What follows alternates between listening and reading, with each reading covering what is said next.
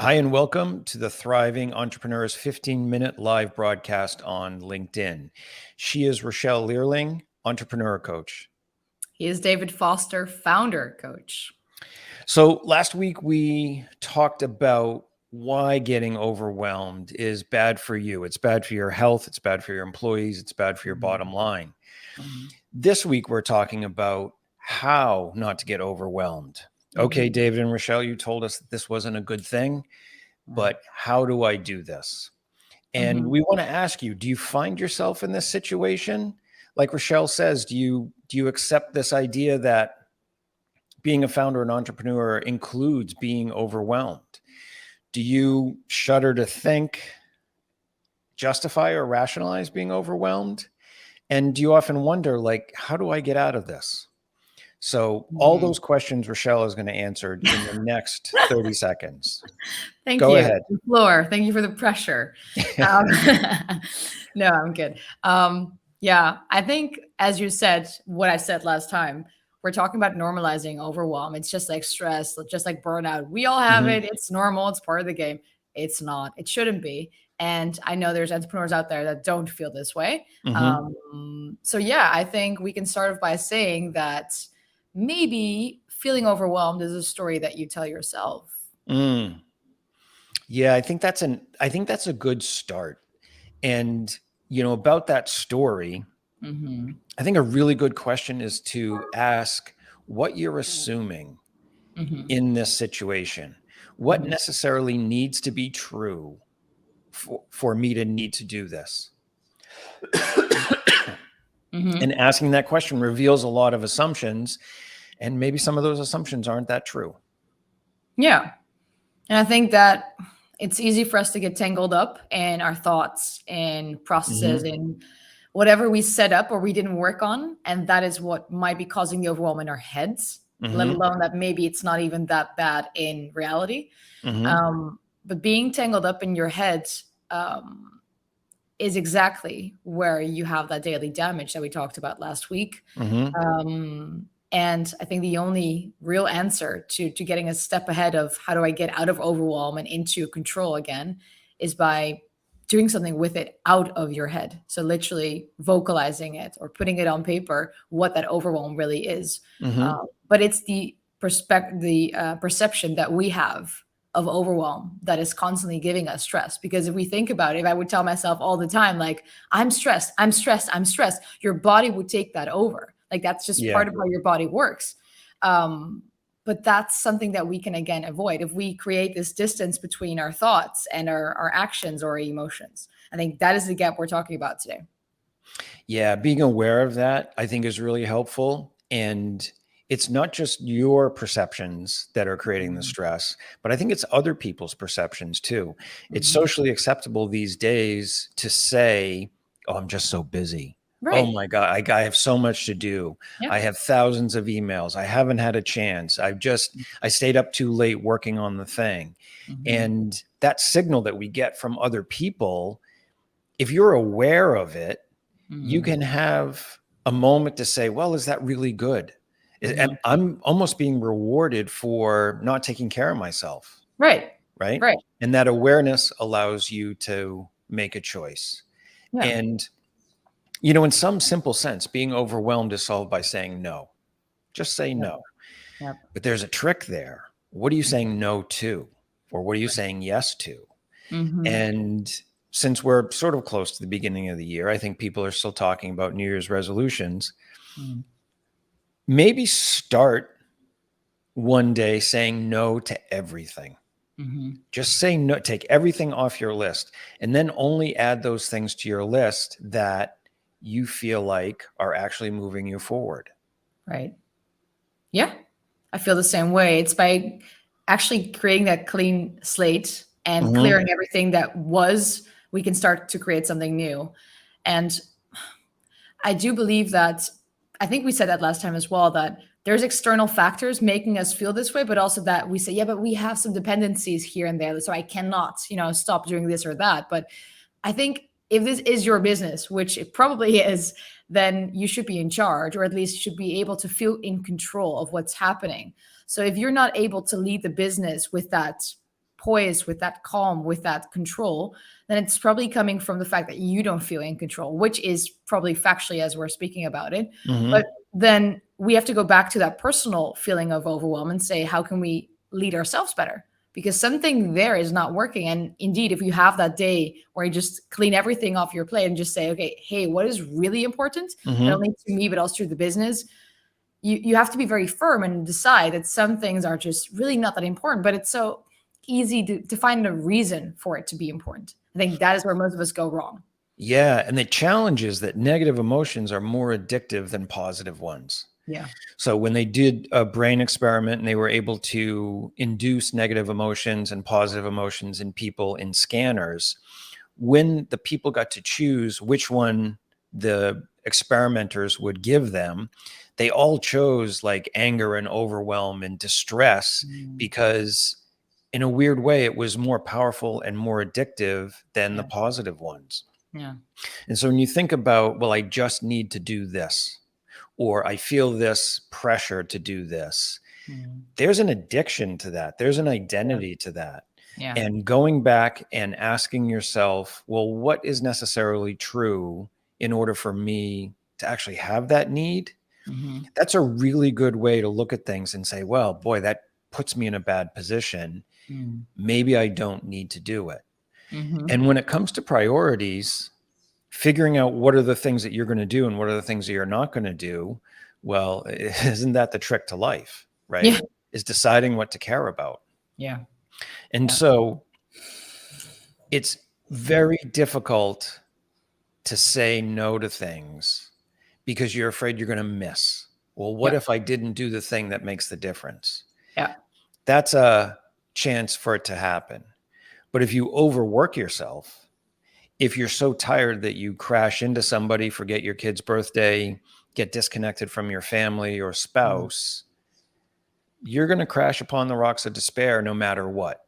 Yep. So it's almost like one of those difficult decisions, like pick what's hard for you. Yep. And I think what you're basically saying here is that we have to decide. And that's something that we Yes. cannot do easily. We have to decide for ourselves what is in our favor, what is in our business's favor.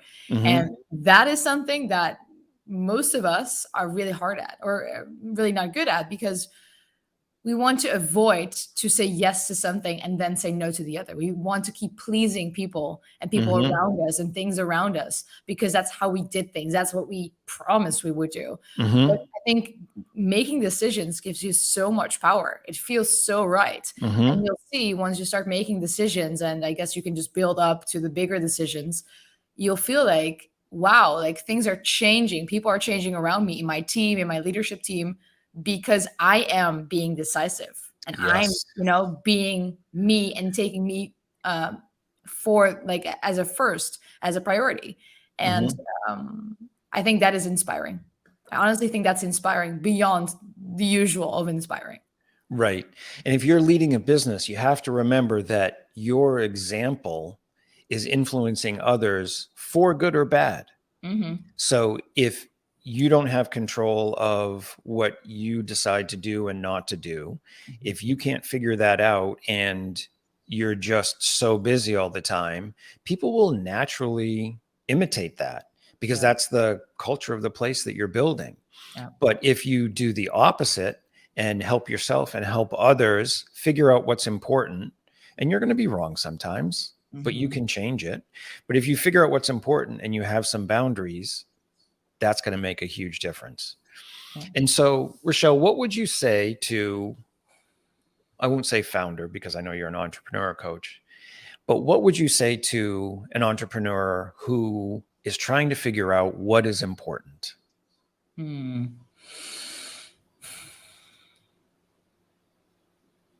I honestly think that what the common entrepreneur does on the day to day, 80% of it is really not that important. Mm-hmm. I think that we plan our days with meetings that should not even be on our plate. We have to dos that are not that important for this day or this week. I think we make ourselves feel important and feel busy in order to stay relevant.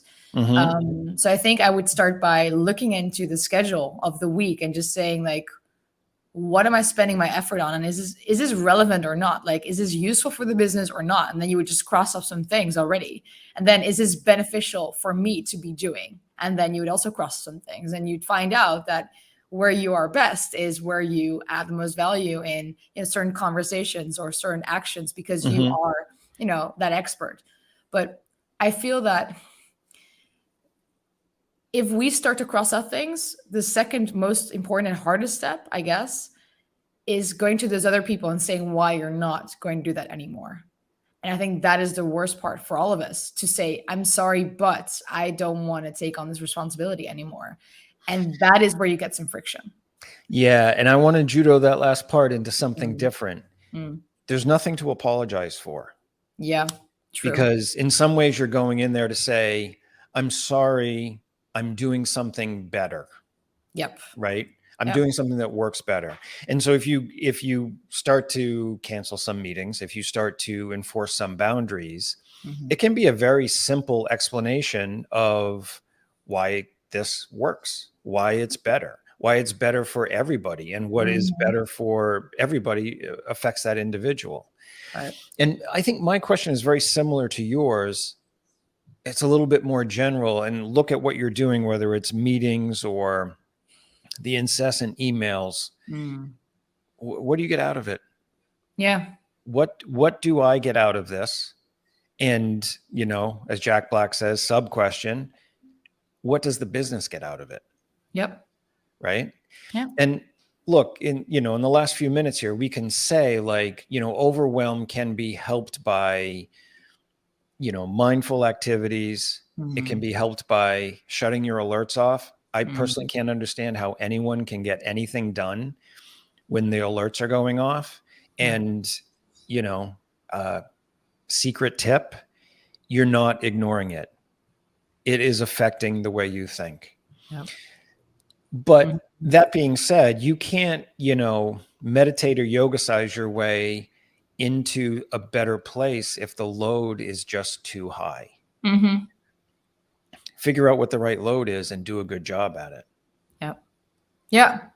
Yeah, and be brave enough to not only Mm, say yes, but to have that feeling of emptiness. Like, there's an empty space in my calendar. I'm not being useful here. What will my team think? Me not working harder than they are? Feel that uncomfortable feeling. And then from there, start building something more important in those hours and days. Because I feel that so many of us are, we're just getting through everything because it's hmm part of what we do. If we talk hmm about operating our business, that's what we just do to be busy and get things going. But does this really lead to something, or just like spinning our wheels? Are we bringing the business forward? And if we are bringing the business forward, then our role changes with that. If our business improves, then so should we improve our roles. So I think this is just part of the natural process of growing a business, and we should just admit to that, acknowledge that, and go with it. And move on. Yeah. Yeah. And is that really true, that I'm not working as hard as my team is? Right.